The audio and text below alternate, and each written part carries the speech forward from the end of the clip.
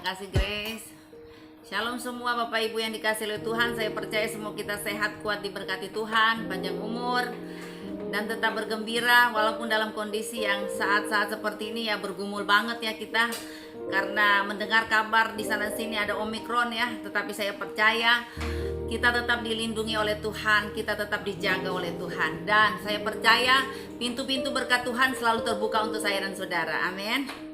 Ya, puji Tuhan. Hari ini kita akan belajar satu kebenaran firman Tuhan tentang seorang pribadi yang mungkin secara penampilan, secara fisik nggak masuk nominasi ya saudara ya, tetapi kita melihat bagaimana Tuhan peduli dengan pribadi ini ya. Coba mungkin saudara hafal firman Tuhan ini di dalam Lukas 19. Lukas 19 kita akan baca bersama-sama, itu tentang Sakeus ya. Kalau dulu di sekolah minggu kita banyak belajar tentang Sakeus ya saudara, jadi sekarang kita juga belajar lagi. Amin. Yesus masuk ke kota Yeriko dan berjalan terus melintasi kota itu.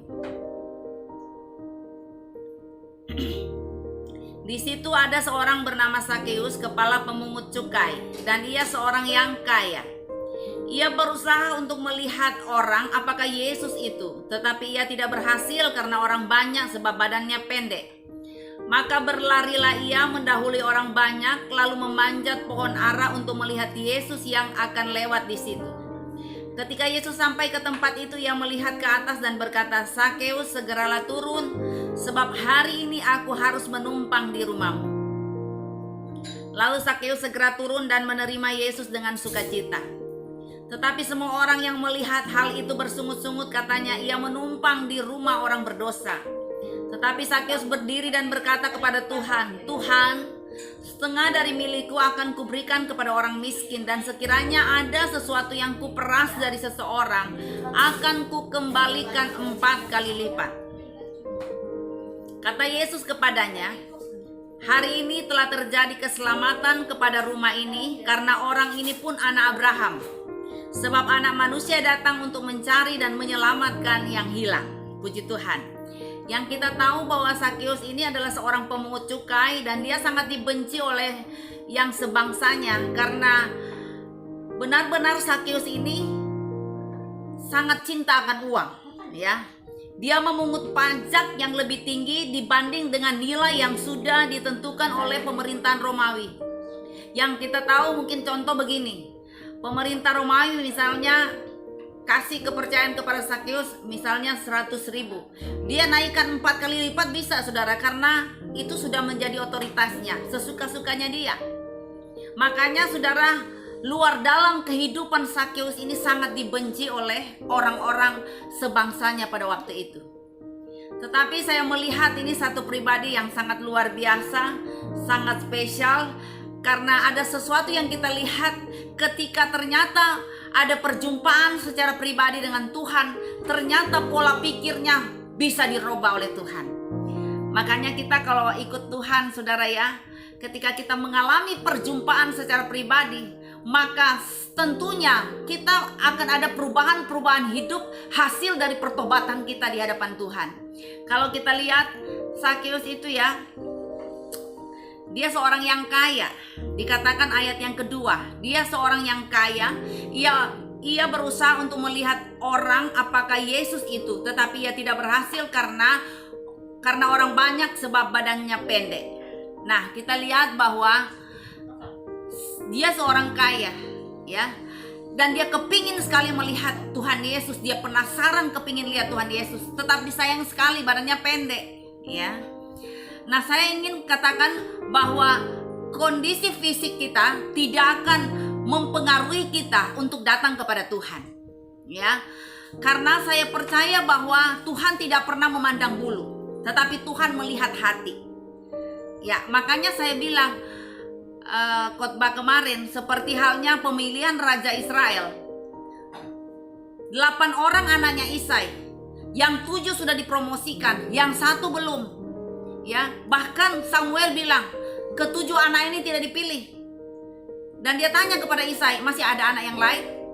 Dan dia mengatakan ya, Isai berkata, "Masih ada 1 di hutan. Coba panggil dia." Nah, waktu sampai di rumahnya Isai, Tuhan langsung menyuruh Samuel urapilah dia. Dialah orangnya, dia yang akan jadi raja. Kenapa?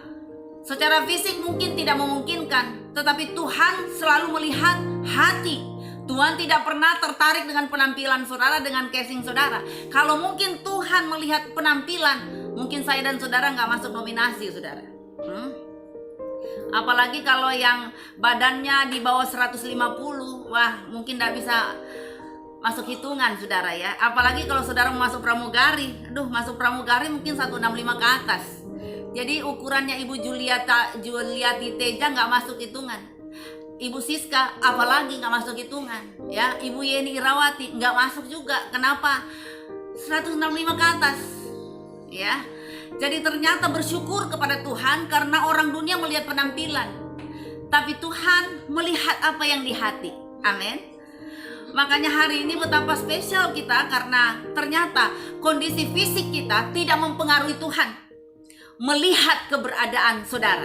Saya bilang Tuhan tidak pernah tertipu dengan casing seseorang, tetapi Tuhan melihat bagaimana Sakeus itu berusaha.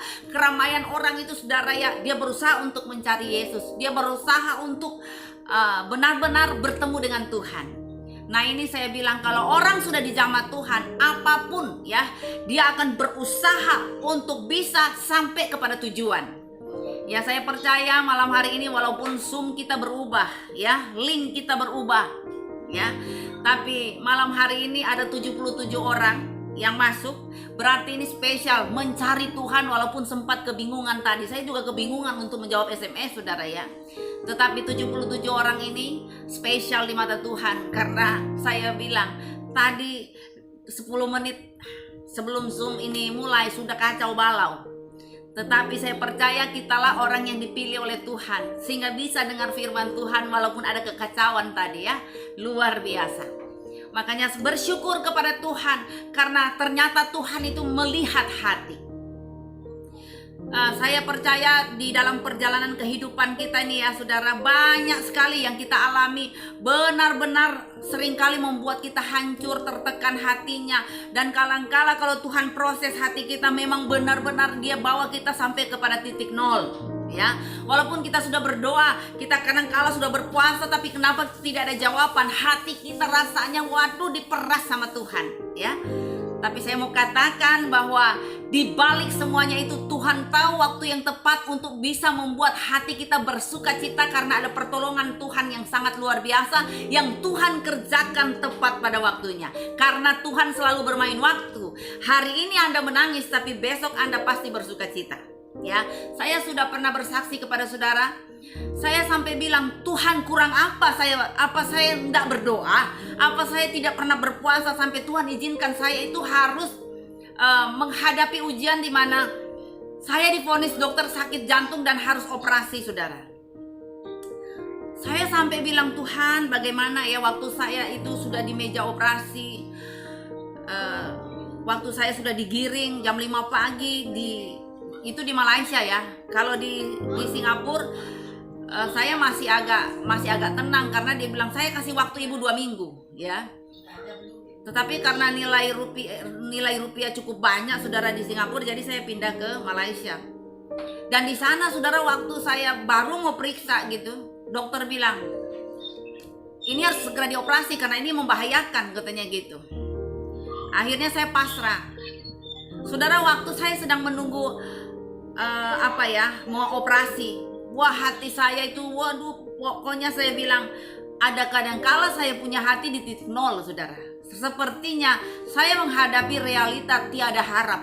Walaupun saya ini sebagai hamba Tuhan, tetapi kalau mikir bagaimana operasi kalau gagal, bagaimana itu yang saya pikirkan. Kadangkala saya sebagai manusia biasa, bukan saya jago doa terus saya wah super power, superwoman, enggak. Ada saat saya punya hati juga gundah gulana. Tetapi pada saat saya sudah nggak bisa apa-apa, saya cuma bisa memuji Tuhan. Ya, saya sangat senang sekali waktu itu, saudara, ada satu orang dari Pondok Chandra. Dia mengirimkan saya satu video lagu yang membuat saya itu sangat dikuatkan. Ya, mungkin saya bisa nyanyikan itu pujian. Tolong ambilkan gitar saya. Ya.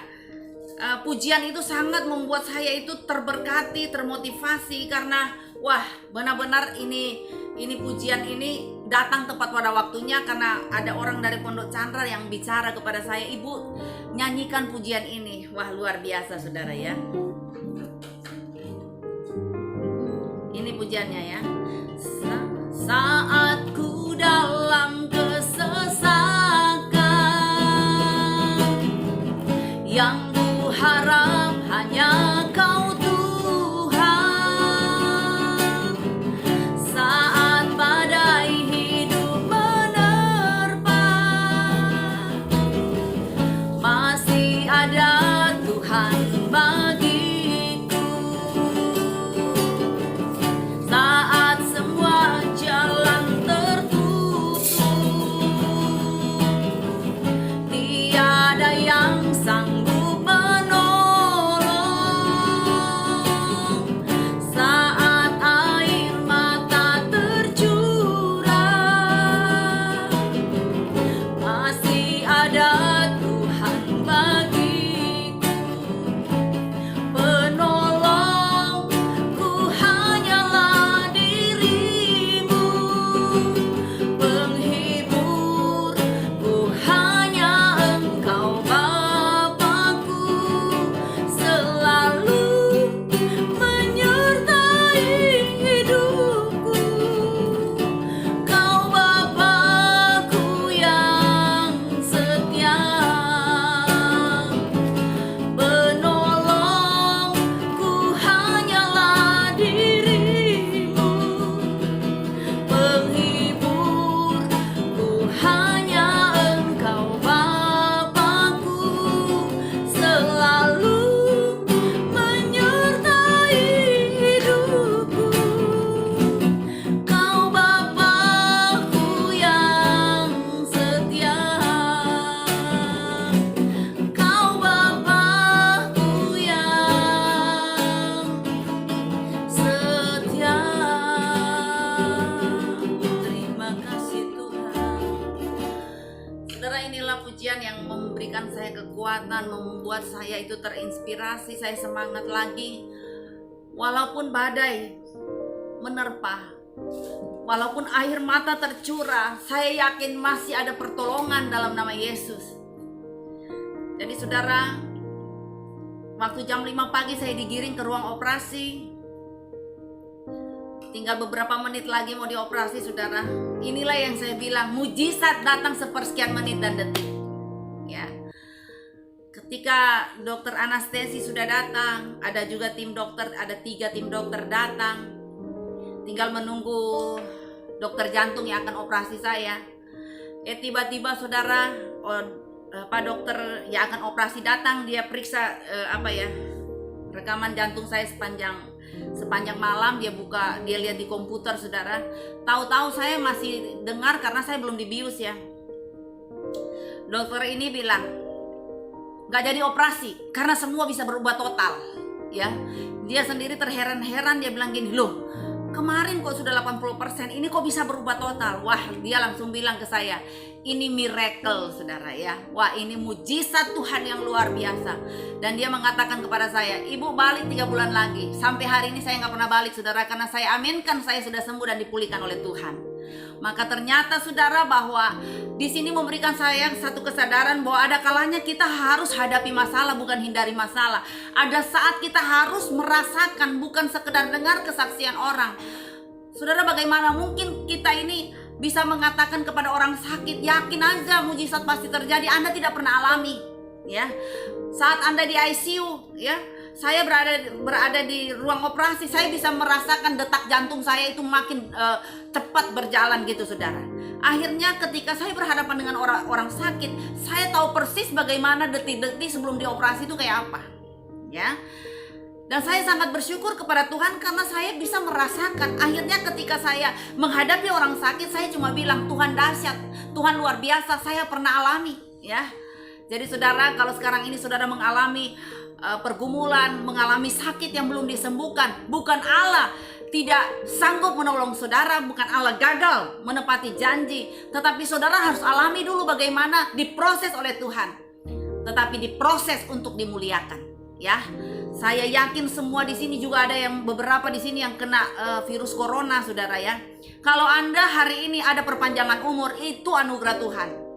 Ya, bukan Anda jago didoakan sama si A, si B, si C, atau karena wah saya ini punya vitamin is the best. Bukan, saudara ya. Tetapi kalau Anda dan saya sekarang sehat, ada perpanjangan umur, itu anugerah Tuhan.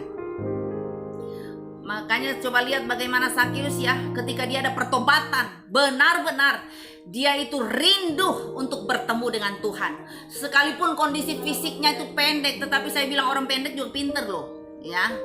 Coba lihat, dia ada akal aja untuk naik pohon. Aduh, mujizat, saudara. Untung dia nak naik tiang listrik pada waktu itu, saudara. Dia naik pohon ya. Kalau dia naik tiang listrik mungkin sudah kena kesetrum, saudara. Tapi untung dia masih jelas dalam berpikir bahwa dia mesti naik pohon ya. Haleluya. Dan pada akhirnya dia bisa melihat Yesus.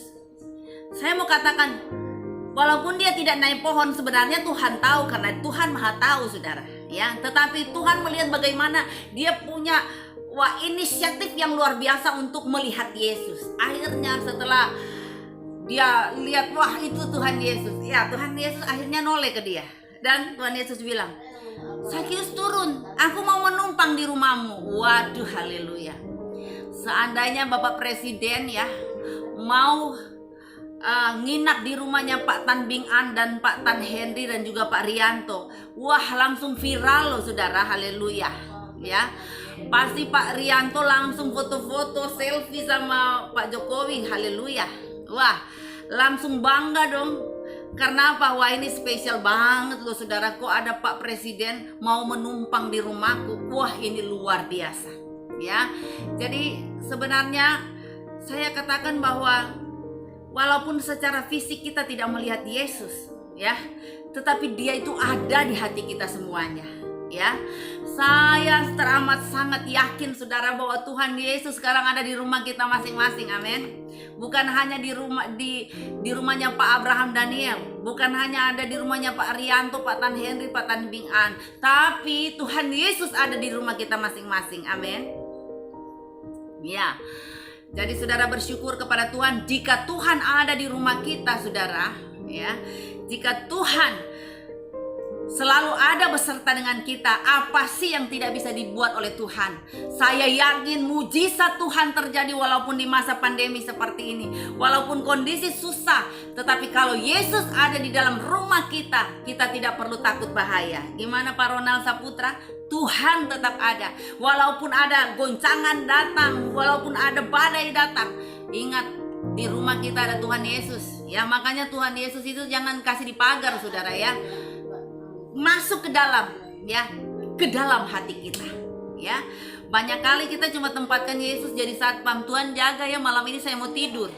Emang Tuhan Yesus satpam buat saudara ya? Saya cuma katakan, tempatkan Yesus ada di hatimu, sehingga ketika ada badai datang, Anda tidak akan goncang, Anda tidak akan khawatir, Anda tidak akan lemah. Karena apa? Ada Tuhan di hati. Ketika Anda disakiti orang, yakin saudara ya, bahwa bukan hanya engkau yang disakiti, tapi Tuhanmu juga disakiti ya. Jadi saudara, engkau tidak pikul sendiri, bukan? Ada Tuhan Yesus yang ikut memikul bebanmu. Jadi sekarang kalau Pak Tan Bing An ini ada masalah, aku tidak pikul sendiri, ada Tuhan yang ikut memikulnya ya. Ibu Asri juga saya lihat, wah saya tidak tahu kalau Ibu Asri ini sakit ambeien, tapi ternyata Tuhan jauh lebih tahu. Makanya hari ini percaya, bagi yang sakit, kakinya lagi sakit, lagi kekurangan minyak di kaki ya, mungkin sudah berumur cekot-cekot, saudara ya. Puji Tuhan, katakan terima kasih Tuhan, saya mengucap syukur karena Yesus ada di hatiku. Maka saya percaya Yesus juga ikut merasakan apa yang aku rasakan. Kalau saya disembuhkan, saya percaya Bapak Ibu juga disembuhkan oleh Tuhan. Amin. Bagi yang sakit-sakit hari ini, engkau yang saat ini lagi sakit hati, sakit fisik, engkau disembuhkan oleh Tuhan. Amin. Ada kurun waktu, saya itu setiap Desember tuh saudara, selalu aja ada ujian dari Tuhan. Saya lihatnya setiap Desember begitu loh saudara. Setiap kali masuk Desember ada aja, waduh, gesekan terjadi. Ada saja yang Tuhan izinkan saya harus lewati. Tetapi puji syukur kepada Tuhan saudara, Walaupun terjadi, ya saya bilang padang gurun itu kadangkala ada badai datang ekstrim banget. Tapi saya puji Tuhan diberikan kekuatan untuk saya tetap tersenyum. Ya, saya tidak pernah ya paling sedih sesaat, ya. Tetapi 10 menit kemudian saya sudah tertawa lagi. Karena itulah tipe saya. Menangis 5 menit, 10 menit kemudian sudah tertawa, luar biasa ya. Jadi saya mau katakan bahwa walaupun badai datang, badai ekstrim di padang gurun datang silih berganti, tetapi saya percaya ketika kita punya ketahanan iman yang kuat, maka kita akan sampai pada Kanaan yang berlimpah susu dan madu. Tapi kalau Anda tergolong cengeng, ya, orang cengeng itu dikit-dikit menangis, ya. Tapi saya percaya kalau kita di sini yang menangis itu bukan karena cengeng, tapi menangis terharu karena berkat Tuhan dahsyat luar biasa. Karena berkat Tuhan selalu datang silih berganti dalam hidup kita, sehingga kita nangisnya bukan nangisnya cengeng, ya. Tapi kita menangis karena berterima kasih kepada Tuhan, menangis karena keajaiban Tuhan. Saya sampai setiap akhir tahun masuk tahun baru, setiap tahun begitu, saudara. Tetapi saya melihat, wah, janji-janji Tuhan digenapi. Saudara tahu, setiap kali akhir tahun ada masalah datang. Tetapi saudara, tahun berikutnya Tuhan bawa saya jalan-jalan. Saya pernah juga, saudara, ya, waduh, ditimpa masalah. Tapi tahun itu, saudara, saya dibuat Tuhan jalan-jalan ke 6 negara, ya. Wah, akhirnya saya sudah nggak mikirkan masalah saya, saudara. Apalagi kalau sudah foto-foto selfie begitu, saudara, ya. Wah, haleluya. Saya sudah lupa kalau saya banyak masalah, ya. Tapi itulah cara Tuhan menyingkirkan saya dari masalah. Amin. Makanya yang banyak masalah siap-siap. Saya akan buka tur ke Israel. Saya percaya banyak di sini yang banyak masalah, yang bukannya suntuk-suntuk. Nanti saya bawa ke Israel. Yang kepingin ke Israel coba angkat tangan, ya. Oke, puji Tuhan. Saya kan cuma bilang kepingin, bukan saya bilang yang berduit angkat tangan ke Israel, ya. Karena untuk ke Israel itu anugerah Tuhan loh, ya. Walaupun Anda tidak punya uang, tetapi kalau punya kerinduan, ya pasti terjadi mujizat yang luar biasa. Sekali lagi saya mau tanya, yang punya kerinduan ke Israel angkat tangan. Ya, puji Tuhan, ya. Saya cuma tanya kerinduan. Saudara, apa yang diniat hatimu pasti akan dijawab oleh Tuhan. Jadi saya percaya kalau sudah buka, Israel sudah buka, sudah tidak lockdown, 77 orang, ya, akan satu bis kita akan tur ke Israel. Dari Israel kita langsung ke Turki, haleluya, mengunjungi 7 gereja, ya, haleluya. Siap-siap, saudara, ya. Apa yang tidak pernah saya duga dan saudara duga, itu yang dikerjakan oleh Tuhan. Amin. Nanti kepala rombongannya yang bapak-bapak di sini, ya, Pak Tan Henry, Pak Rianto, Pak Tan Bing An, mereka itu akan bawa rombongan. Haleluya. Ini nubuatan apa? Haleluya. Yakin bahwa tidak ada perkara yang mustahil di hadapan Tuhan. Saya ajak ke Israel, ke Turki, saudara. Kalau mau dipikir secara keuangan dah sanggup, saudara. Tetapi ya itulah saya bilang, dikasih Tuhan gratis. Siapa yang pingin gratis angkat tangan. Ya, untuk masalah gratis cuma brosurnya doang, haleluya. Selanjutnya Anda harus berdoa, haleluya.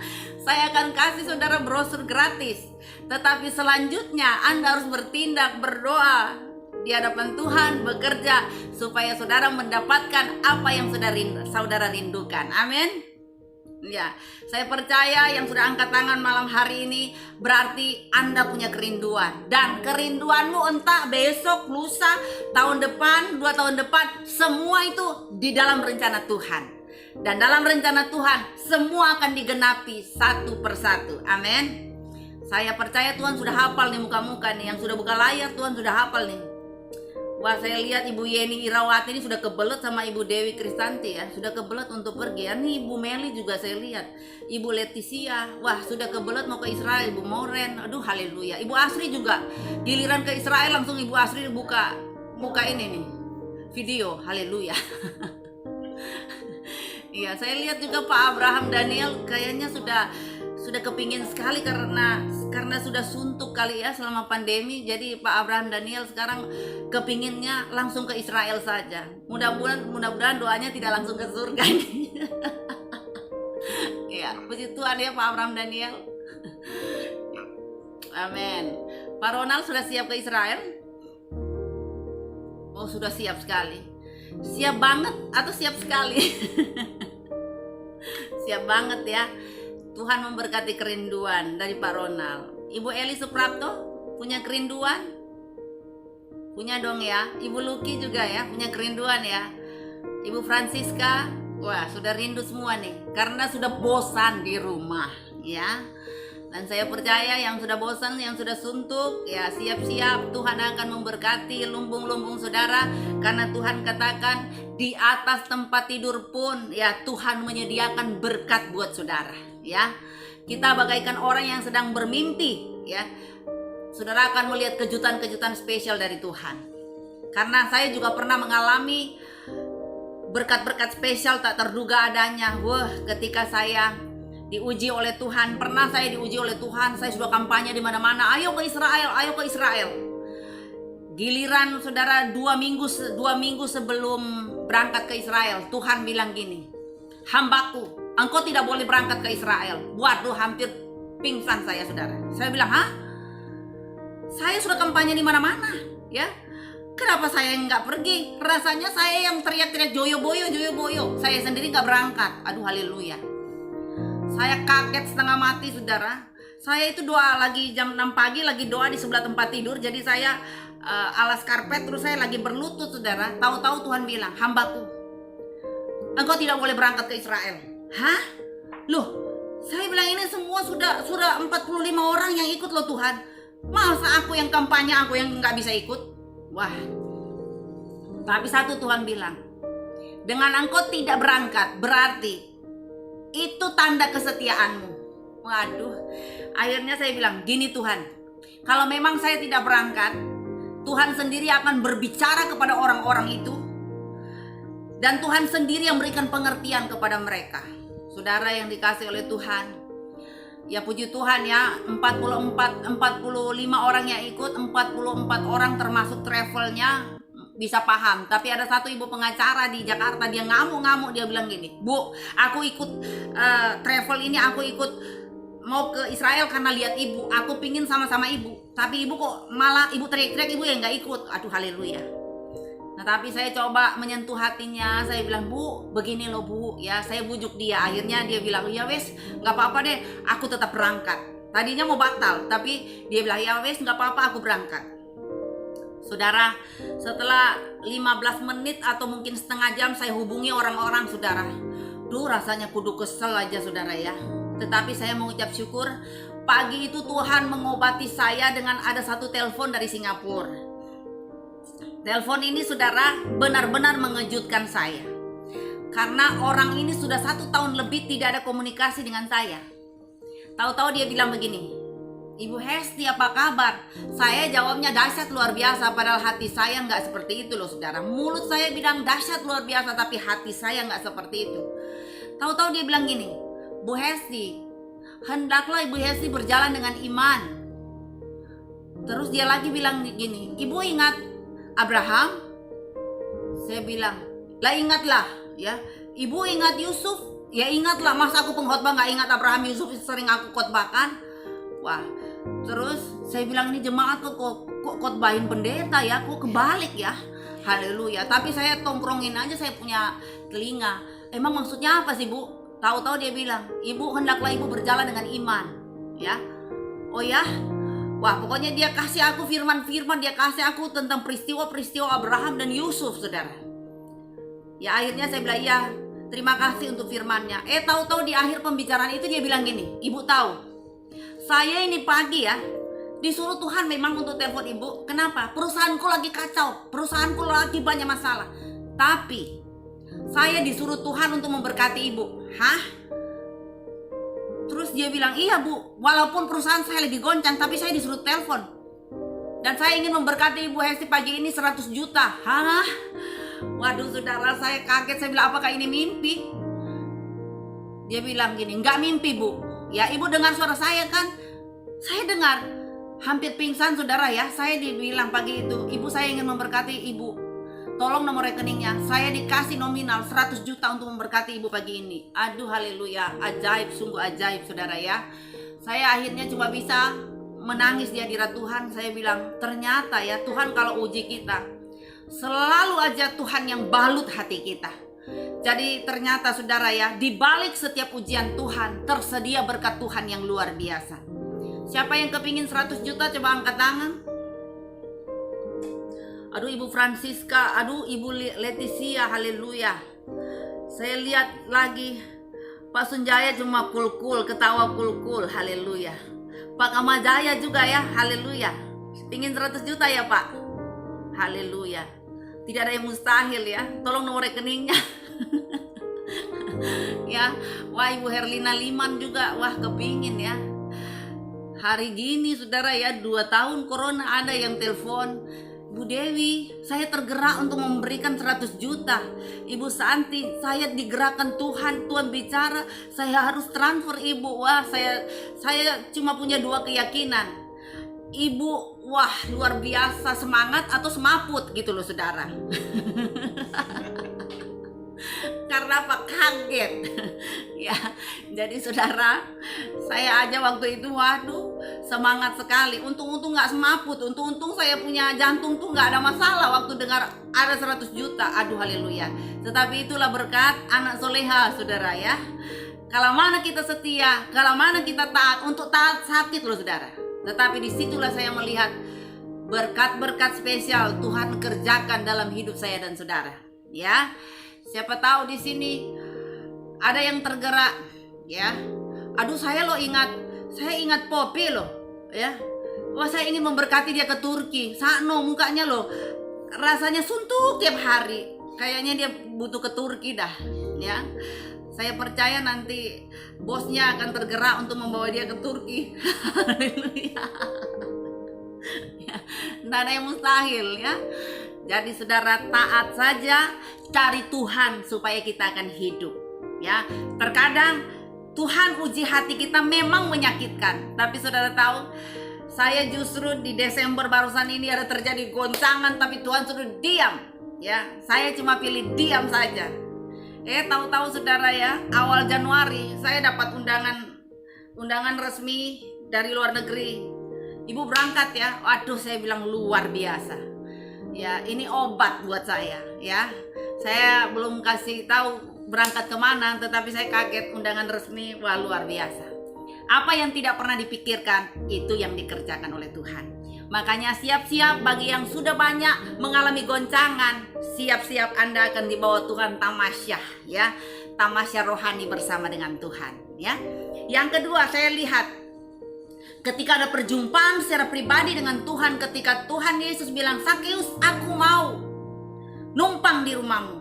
Wah, langsung kita lihat ya perubahan pola pikir yang Tuhan kerjakan bagi Sakeus itu luar biasa ya. Benar-benar saya lihat bahwa pola pikirnya diubah oleh Tuhan. Tadinya mata duitan saudara ya. Tadinya kalau lihat duit mata tinggi saudara. Tetapi ketika Tuhan ya menjamah dia, yang tadi mata tinggi lihat duit, sekarang dia mata netral saudara. Karena apa? Dia sampai bilang begini, Tuhan, ternyata punya Tuhan ya, memiliki Tuhan itu jauh lebih berharga dari semua harta yang saya miliki. Bahkan dia bilang, kalau ada yang aku peras, aku akan kembalikan 4 kali lipat. Wah, ini luar biasa. Akhirnya pola pikirnya diubah oleh Tuhan. Yang tadinya mata duitan saudara, yang tadinya duit selalu. Ketika dia berjumpa dengan Tuhan, ada satu sukacita yang membawa dia kepada sebuah pengertian bahwa uang bukan di atas segala-galanya ya, materi bukan di atas segala-galanya, tetapi Tuhan di atas segala-galanya. Kenapa? Dia punya kepastian keselamatan di dalam Tuhan. Kenapa? Dia benar-benar merasakan sukacita melebihi dari uang yang banyak. Karena sekarang coba lihat, banyak orang memiliki uang yang banyak, tetapi saudara, ketika kena corona, uang itu tidak bisa jamin dia untuk panjang umur. Karena ada beberapa yang saya layani, wow kaya loh saudara. Tetapi hari ini suaminya meninggal, 3-tiganya masuk ICU, suami, istri, anak. Saudara, mereka tidak tahu kalau suami istri anak satu ICU, saudara ya, satu ruang ICU, dan tiga-tiganya mati padahal punya perusahaan yang besar. Saudara, walaupun mereka punya perusahaan besar, punya uang banyak, ternyata tidak bisa memberikan kesehatan, tidak bisa membeli kesehatan. Makanya bersyukur hari ini kalau Anda panjang umur, itu anugerah Tuhan loh. Ya, apalagi seumur Pak Sunjaya gampang sekali tertular loh. Tetapi hari ini bisa senyum-senyum lihat saya di komputer, ini anugerah Tuhan, berarti ada perpanjangan umur. Amin. Ya, saya lihat dari tadi juga Ibu Herlina Liman ketawa-ketawain saya nih ya, haleluya. Puji Tuhan, berarti Tuhan sayang dengan kita semuanya, sehingga hari ini saya bisa melihat saudara dengan tubuh yang sehat, kuat, dan diberkati oleh Tuhan. Ibu Santi juga sempat terpapar virus corona, tetapi setelah virus corona saya melihat badannya makin makmur, diberkati Tuhan. Itu tandanya bahwa Tuhan sayang sama Ibu Santi, sehingga walaupun di masa sukar, badannya tetap mekar, haleluya, diberkati Tuhan. Ya, makanya syukuri aja ya, yang mungkin sempat terpapar virus corona.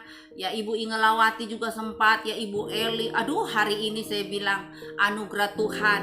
Sekarang ini bisa panjang umur, nafasnya sudah nggak ngos-ngosan ya. Makanya saudara ya, yang hanya karena uang saudara sesak napas, rugi besar saudara. Haleluya. Ya, makanya saudara yang lagi sesak napas, banyak berdoa deh ya. Karena ada satu statement mengatakan, banyak doa, banyak berkat. Sedikit berdoa, sedikit berkat. Nggak berdoa, nggak dapat apa-apa. Kalau saya ganti ayatnya begini, banyak doa, banyak napas. Sedikit berdoa, sedikit napas. Nggak berdoa, sesak napas. Yang nggak berdoa, saudara, bisa sesak napas ya. Jadi hari ini kalau mau napasnya panjang, mari banyak berdoa. Amin. Nah, yang terakhir, ketika Yesus numpang di rumah Sakius, apa yang terjadi? Mulai banyak netizen ya. Wah, orang-orang di sekeliling mulai dengan kata-kata yang kurang nyaman, kurang enak di kuping. Hah? Kenapa kok Tuhan numpang di rumah orang berdosa ya? Oh, kenapa kok Tuhan mau ya menumpang di rumah si pendek itu ya? Aduh, haleluya. Wah, mulai terjadi ujian-ujian bagi Sakeus. Tetapi saya melihat Sakeus tidak pernah terganggu dengan omongan orang. Ya, banyak kali kita gagal dalam melayani Tuhan, banyak kali kita gagal dalam melakukan ketaatan karena kita lebih berfokus kepada omongan orang.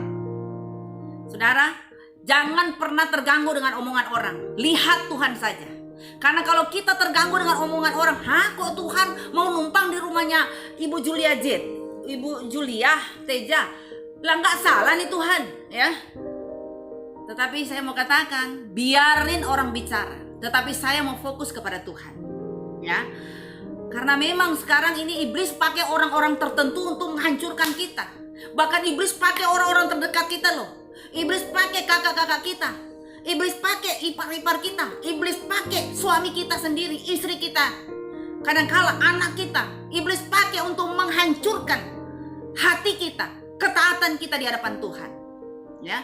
Makanya jagalah hatimu dalam segala kewaspadaan, karena di situ terpancar kehidupan. Makanya saudara ya, kenapa saya kemarin khotbah tentang mari jaga hatimu, karena di situ terpancar kehidupan ya. Saya coba bahas lagi ya, kenapa Tuhan bilang jagalah hatimu. Ya, ternyata kalau dalam pengertian bahasa Yunani saudara ya, bahasa Ibrani itu artinya nasar ya. Jagalah itu artinya nasar. Nasar itu artinya begini, engkaulah yang menjadi satpam buat hatimu, engkaulah yang jadi penjaga buat hatimu. Jadi Tuhan memberikan kita kehendak bebas untuk memilih ya. Kita bukan robot, tetapi kita diberikan kebebasan untuk memilih. Yang kedua, kita ini akan terbiasa mengobservasi setiap kejadian, setiap apa yang kita lihat. Sehingga ketika ada masalah datang, ketika ada gosip saudara dengar, saudara tidak akan gampang terprovokasi. Karena orang yang menjaga hatinya, dia akan selalu menjadi satpam buat dirinya. Dia akan pintar mengobservasi. Artinya gini, dia tidak akan gampang terprovokasi atau terpengaruh dengan apapun yang dia dengar. Dia tidak gampang menghakimi orang, dia tidak gampang untuk berucap. Karena saya bilang, Ya. Orang yang percaya kepada Tuhan selalu pakai otak. Amin. Ya.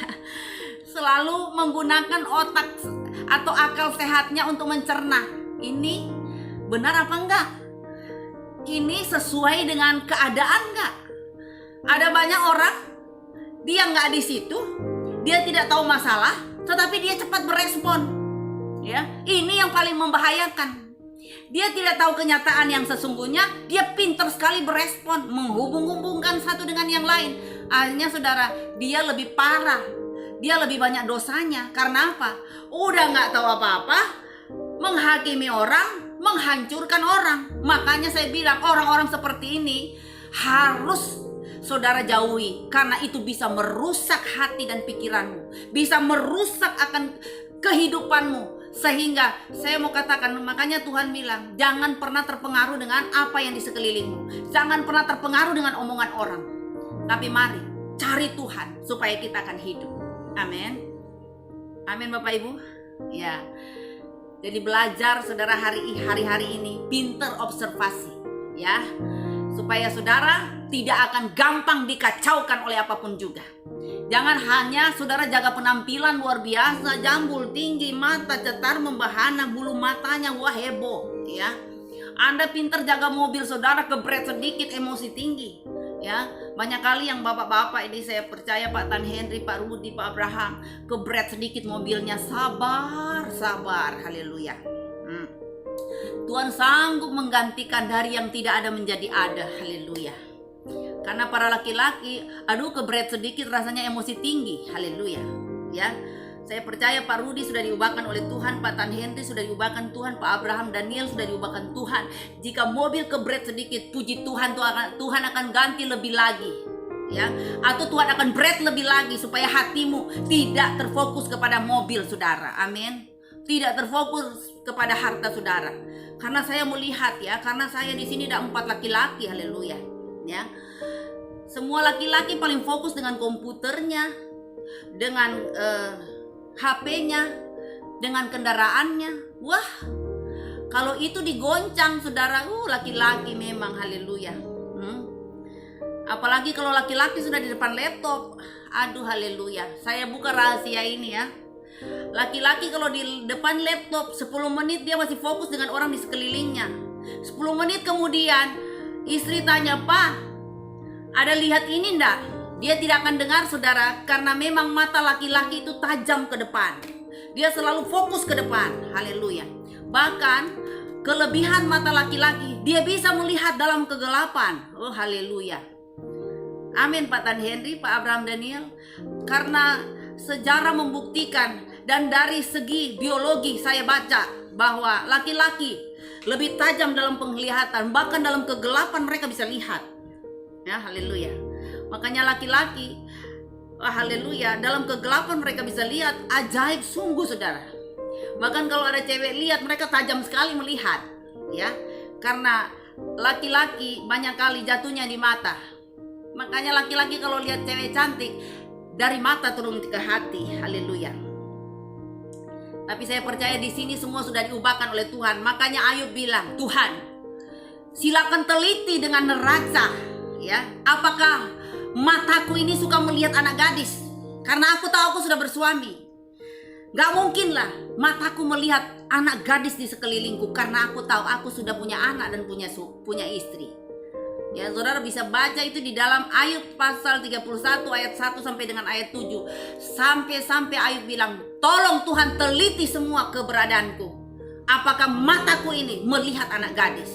Ya, saya percaya bapak-bapak di sini, ya, yang sudah punya istri, punya anak, tolong pakai kacamata, bukan kacamata kuda ya, kacamata iman.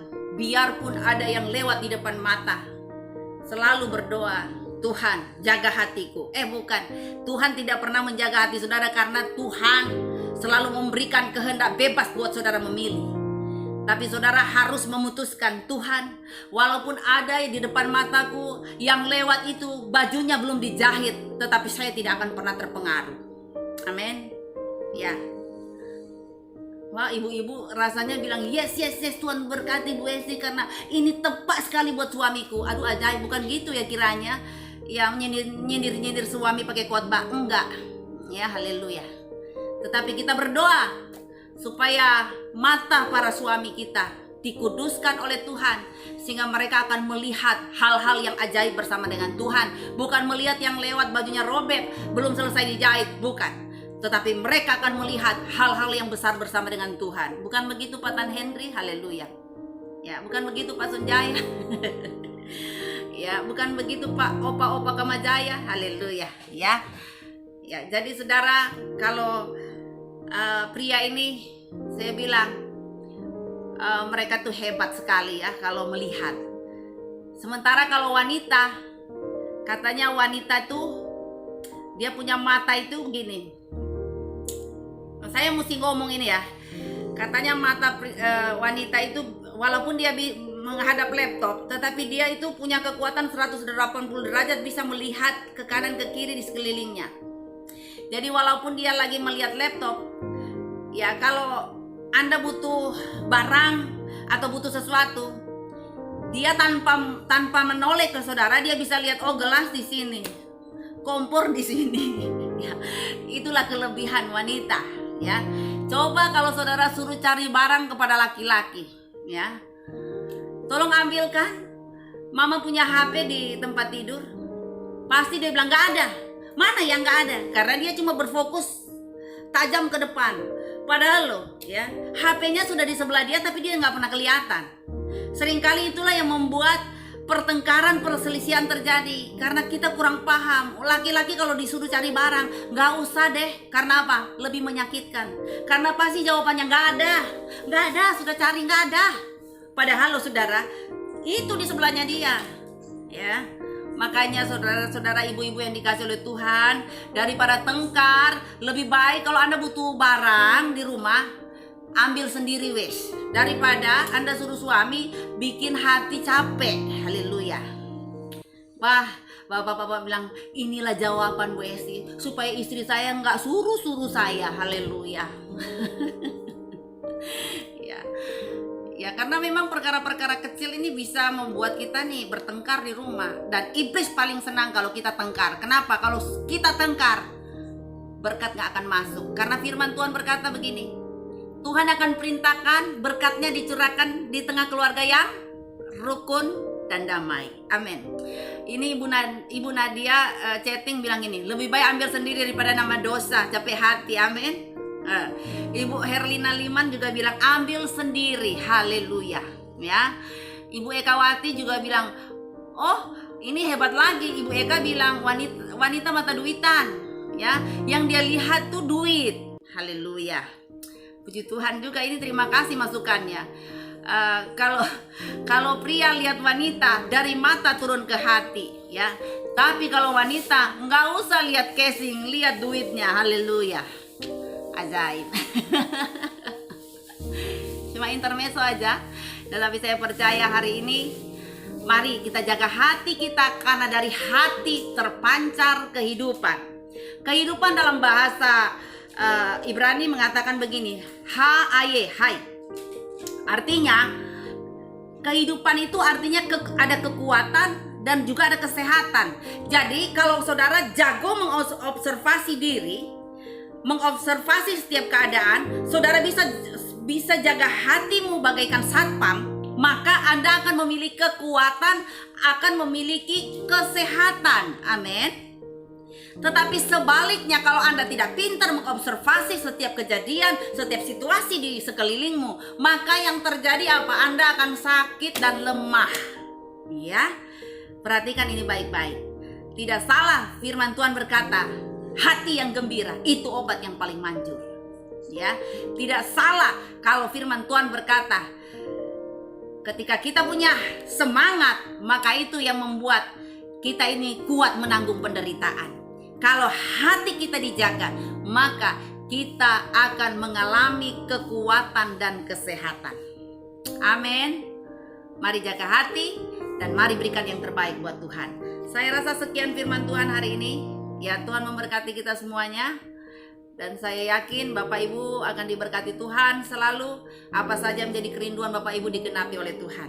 Mari jangan pernah terpengaruh dengan orang lain. Ya, seperti Sakeus, waktu Yesus numpang di rumahnya, wah, dia nggak mau terganggu.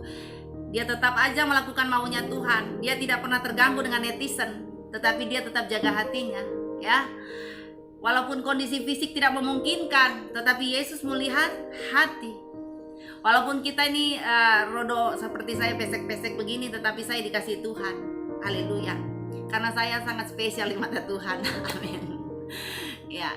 Jadi saya lihat juga Sakeus walaupun dia kaya, ketika dia mengalami perjumpaan secara pribadi dengan Tuhan, maka pola pikirnya diubahkan. Dia mengalami perubahan yang luar biasa.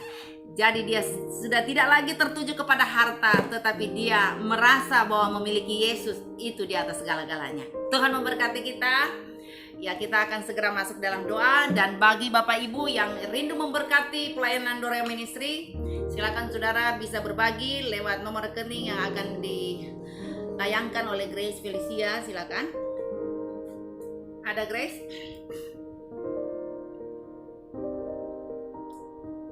Oke.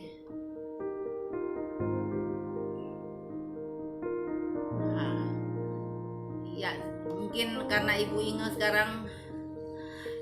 sekarang lagi dalam perjalanan dari Bali ke Surabaya, jadi mungkin tidak bisa menayangkan nomor rekening untuk persembahan kita untuk Dorea Ministry. Ya nggak apa-apa, kita masuk segera untuk dengarkan nubuatan. Mari kita akan nyanyikan dulu satu pujian ya. Oke. Kalau ku cari damai, hanya ku dapat dalam Yesus. Oke. Ya, ini sudah 81 orang, tolong di stop ya, jangan ditambah-tambah lagi. Ya, oke. Kalau ku cari damai.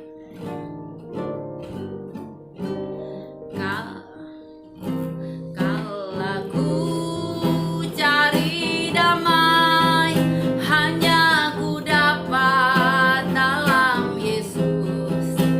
Kalau ku cari ketenangan, hanya ku temui di dalam Yesus. Tak satu pun dapat menghiburku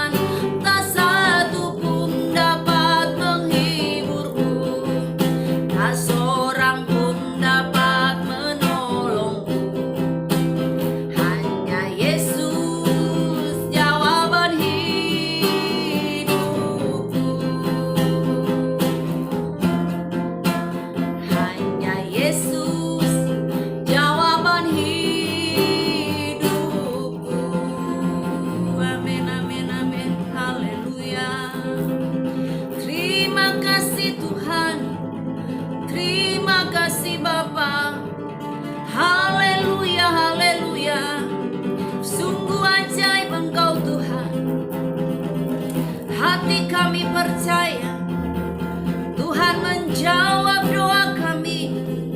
Dengar doa kami Tuhan. Haleluya. Terima kasih Tuhan.